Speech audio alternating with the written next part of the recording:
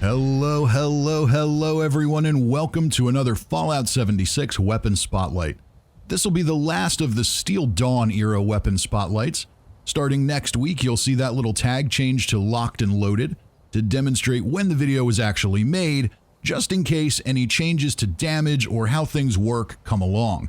The Locked and Loaded update came out yesterday, but this was recorded just before then. Still, I'm confident that nothing has changed with how this weapon works, so it's kind of a perfect choice for this sort of in-between period. Remember, if you like videos like this one and want to see more, do go ahead and subscribe, hit the like button, leave a comment, or follow me on Twitter. There's always a lot more to come on the channel. As always, we'll start the video with a look at the weapon and my build, and I'll outline everything with timestamps so you can watch all of it or just jump straight into the action, whatever you prefer. I should also mention that this weapon was donated by one of my regular stream participants, Meowrage. So many thanks to Meowrage for helping out. This should be a good one. Alright, longest intro ever now out of the way, let's take a look at the weapon. And here we see it. It's an Executioner's LMG with exploding bullets and extra perception. So for this build, the extra perception isn't doing a whole lot for us, but exploding bullets is always good on a heavy gun. And Executioners is a pretty solid effect on a heavy weapon as well. Heavy guns don't do huge damage numbers per shot, and you can't really sneak with them. So having something like this that's going to increase our damage exponentially as our target gets weaker can be really effective. So we'll see how that all works. As for mods, there really isn't anything to put on here other than the Prime Receiver mod.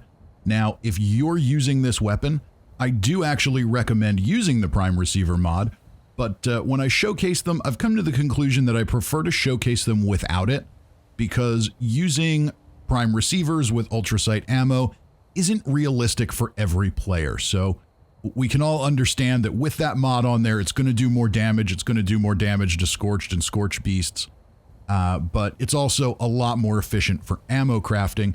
But still and yet, not every player runs Queens all the time. Not every player runs nuke zones all the time. So I think it's better to showcase it with regular ammo, and we can all just understand that you could make it even better if you put the Prime Receiver on it. Okay, we get the point of this. Let's go ahead and take a look at mutations.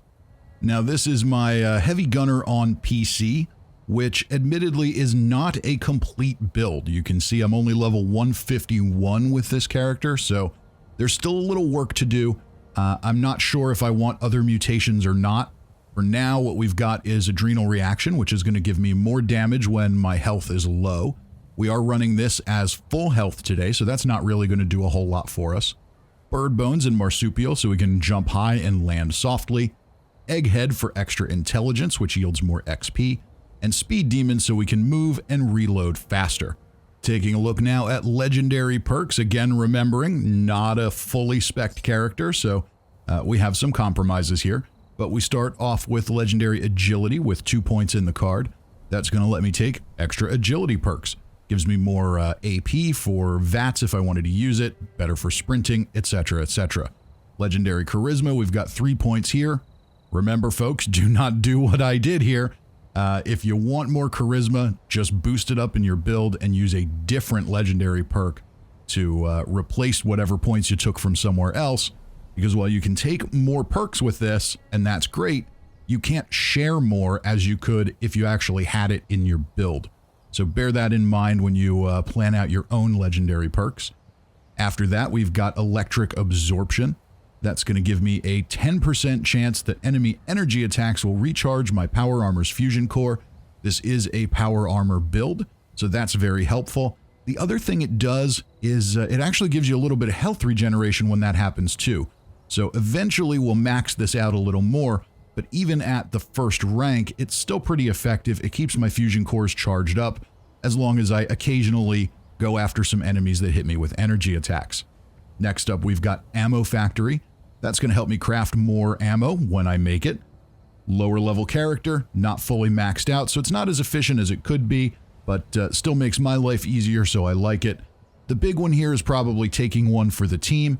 Enemies take more damage when they attack you if you're on a team. So this one's important if you're going as a heavy gunner or really any fast and loud kind of build where enemies are going to target you. So now any enemy that targets me takes more damage. Pretty useful. And finally, we wrap it up with legendary endurance once again, so I can take more endurance perks. Let's go ahead and take a look at the special build and the regular perk cards. And we can see what we've got going on here. Strength is fully maxed out. I've got all the heavy gunner perks maxed out. Lock and load so I can reload faster. Bandolier to reduce the weight of my ammo. Full charge so sprinting and power armor cost me a little bit less from my fusion cores. This is probably less than a perfect way to go.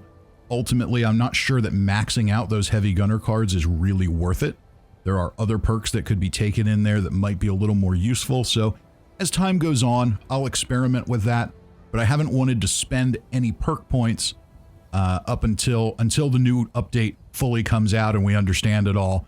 I don't want to waste any of those in case I want to do alternate builds.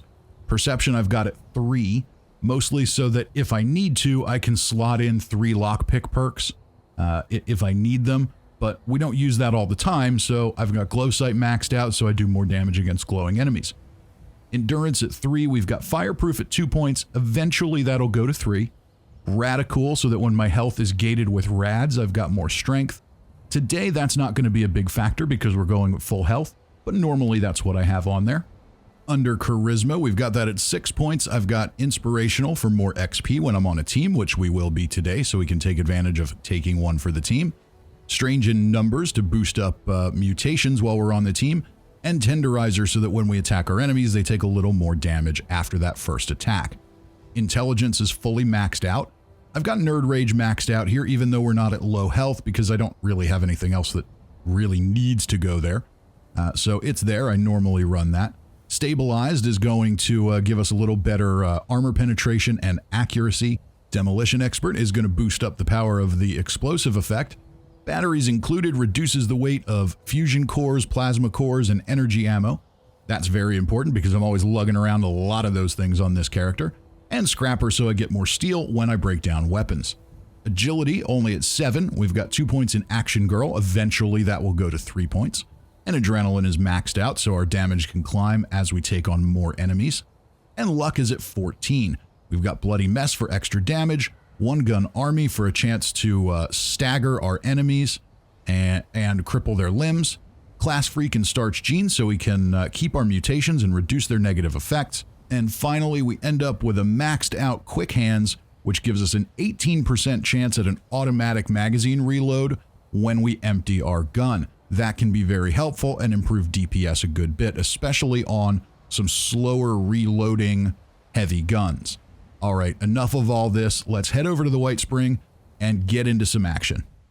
And in we go. We are playing on a private world, so sometimes things can be a little unpredictable. But you can see here, now this is probably total overkill. But yeah, I do really like the LMG. I love the fire rate on it. It's super fast. It feels cool. It feels responsive. It just feels like a badass weapon. And what is hitting me? Seriously, a Radroach? Goodbye. And I like the sound effect on it too, and it sounds like it's shooting more rounds of ammo than it actually is, which is good because it doesn't hold that much in the magazine. So that's cool. It's got kind of a double rattle effect.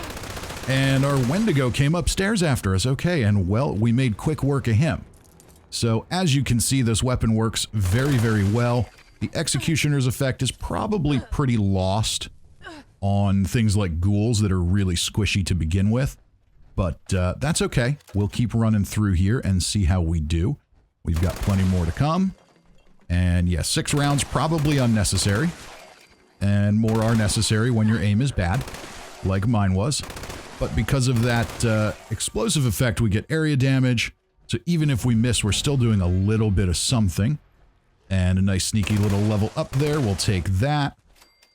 And the upstairs is clear. Let's head downstairs and see what else we've got. Shouldn't be anything we can't handle, especially now that the Wendigo came upstairs for a visit. We'll head on over into the pro shop. And not quite dead. Okay. Just a little bit of server lag there, I think. All right, easy enough. So unfortunately, when it comes to ghouls, because they're relatively squishy, they die pretty quickly. We're not getting a lot out of the Executioner's effect here, so probably not the most beneficial legendary effect to have if you farm a lot of ghouls. But the explosive part is definitely helping us here. You can see how that damage kind of drops down there with the area damage. And I think we've got the inside clear. We'll head on outside and finish cleaning the place up. Oh, I've got Sludge Lung. Isn't that nice? Okay, so shouldn't be anything too crazy out here. 1 or 2. Oh, you're still not dead, huh? Now you're dead. I do like the idea of going after legs with ghouls, because it cripples them. And let's see how we do at some range. Got a little headshot in there, that helps. And he's dead. Okay, let's head into the deep and see how we do against some commies. Moving right along up the catwalk to Commie Land. And I think we've got some strange behavior in here. It is a public world. And especially in the deep, sometimes things are weird. Usually there are liberators that drop from the ceiling, but apparently not today. So we'll just have to zip straight ahead and take out the commie soldiers. That we can do. Where's a little range? And these guys are usually super weak. But maybe with that range, that saved him a little bit. But we'll see how we do. Anybody else hanging around? Yep, we'll use VATS for some targeting. The build really doesn't suit VATS very well. And we'll just skip ahead up the stairs. We'll find our missile sniper waiting for us. Oh, and he's legendary this time. And you can see there as we get a little closer, we've got a good bit more power there. Head back around to the back of the building. In power armor, we can just jump right off of here. Ah, should have VATS'd him there. Should have done it. Oh well. Not gonna last long. Easy enough. And how about our power armor friend here? Also doesn't last long. So one thing I do like about this weapon is the hipfire accuracy. It's very good. So even though my perception is low, I'm not running any chems to enhance it. You can see how tight that crosshair is even when I'm moving. So it's pretty easy to hipfire this weapon. And I like that over aiming down the sights, because you don't really have to worry about the recoil as much. It's just a little easier to use and feels very satisfying. So yeah, here we go. This is how it works. You get a little up close and personal, and now these guys go down easy, except for this one. Yeah, now you're down. Now you're down. No more commie land for you. Okay, we should have a few upstairs here. Usually we have a power armor commander up here as well. Not today, but we do have another legendary. So remember that. Coming here for legendaries is not a bad thing to do. Sometimes you get 1 or 2, sometimes you get none. That's just how it goes. Alright, let's head on over to Solomon's Pond and see how we do against a Behemoth. Now, enemies like the Super Mutant Behemoth are where this weapon should really shine. Now, are you going to choose Executioners over something like a Bloodied build? Probably not, because it's limited in when you really feel the power of it. But if you're looking for full health options, it is worth considering. Now here we'll see how it climbs up. You can see 17s, 51s, and 70s and 90s as the damage increases. So we killed him very, very quickly and efficiently. That's what it's all about. You're going to take down bigger, stronger enemies really efficiently with this. Now we're going to do something that's a little more unique. I know at least one person over the last year has asked me to showcase some of these in PvP, and we fortunately had a wanted player we could go after. So we'll see how this weapon works in PvP. Give him a little warning shot here, so he's not. Don't want to shoot him while he's at the purveyor. And I don't think I direct hit a single time, but the explosive damage did the job, especially being a bloodied build, and I'm not going to take his junk. Left a little bit there. I'm not much of a PvP guy, but some people are. Oh, and he's hitting me again. Okay. Well, now we've got direct hits, and we can see that the weapon is highly effective still. Very good. Throw him a little heart there. Go show that we're friendly. It's nothing personal, buddy. We just have to, you know, do a little bit of science. All right, let's head to the Fissure site now. We'll take out some Scorched and a Scorchbeast. Let's see how we do here, and we're getting shot at. Not used to getting shot at. I'm used to sneaking.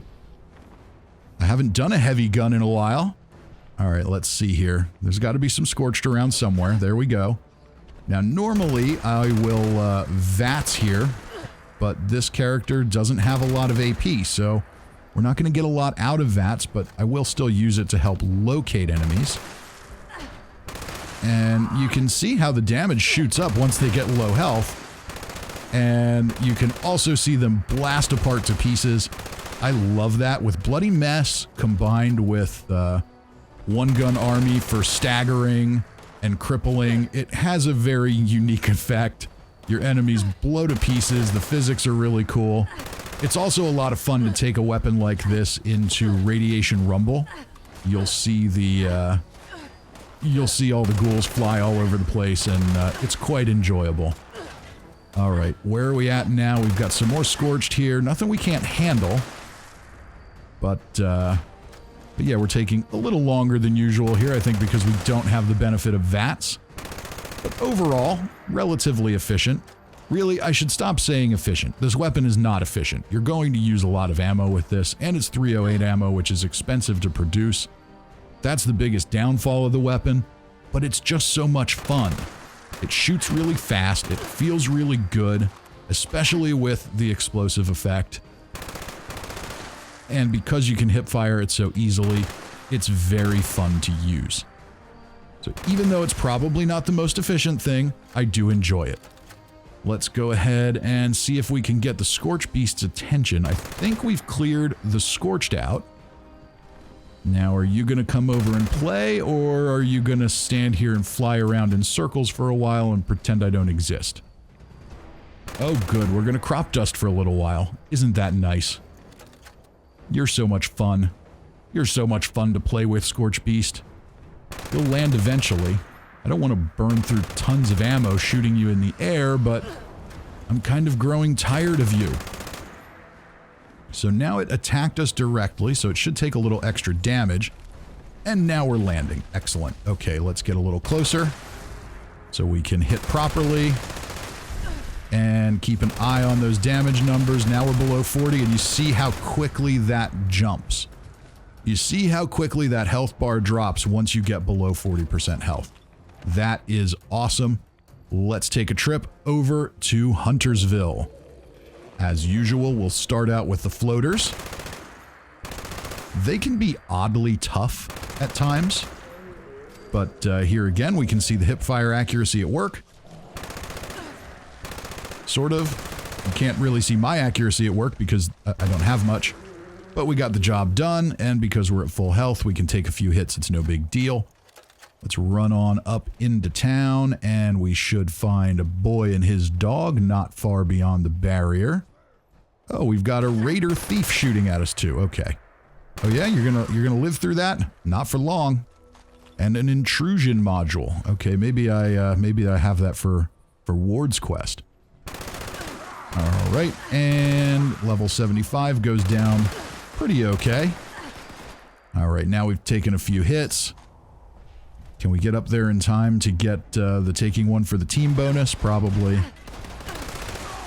That's pretty good. And yeah, so you can see, you know, weapon like this, Executioners does what it says on the tin, but because it shoots so fast and it's very easy to fire, you do tend to shoot more than you need to. It's not efficient by any stretch of the imagination, but it's fun. And I love it when they all just line up like this.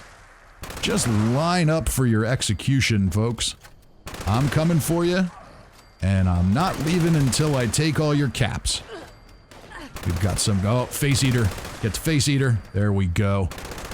One more in the middle here. Let's head on up to the second floor. Oh, we got an instigating minigun. That's not very good. But legendaries are legendaries. Let's head on up to the second floor here and take out the two that live upstairs. And you're dead, and you're dead too. And now we'll head up the road towards the north end of town to finish clearing the place out. Boy and his dog up the road. The dog is dead. The boy is also dead. And you can watch those damage numbers really jump, so Executioners does seem to still be a multiplicative effect, unless I'm just not understanding how things work. But it does seem to still work very well. And I think we're in pretty good shape here. We've cleared the place out. So, let's talk conclusions. Is this a good gun? Is this a good weapon? I think so. I have fun using it, and that means it's good. If I enjoy it and it's fun, then it's good. Is it the best weapon in the game? Probably not. But it all depends how you use it. If you're looking for something for a full health build, where you don't really have to make any sacrifices like you do with Junkies or Bloodied, then Executioners is an excellent choice. It's not going to give you a lot of benefits against really squishy things, but against your tankier enemies like Super Mutants, Behemoths, Scorchbeasts, bosses, things like that, you're going to find that you do use less ammo than you otherwise would once you kind of get the hang of using the weapon. I enjoy the hipfire accuracy of it. It makes it really easy and fun to use, especially on PC with a mouse and a keyboard instead of a controller. Yeah, so overall, I'm a fan. The explosive effect does what you think it's supposed to do. So overall, I enjoy it. There's not much not to like. And I think just seeing it in action kind of speaks for itself.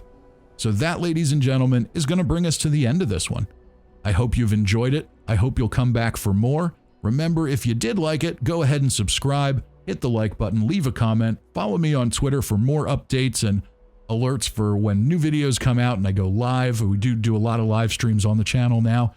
And I hope I see you next time. Till then, I'm Fisty McRib.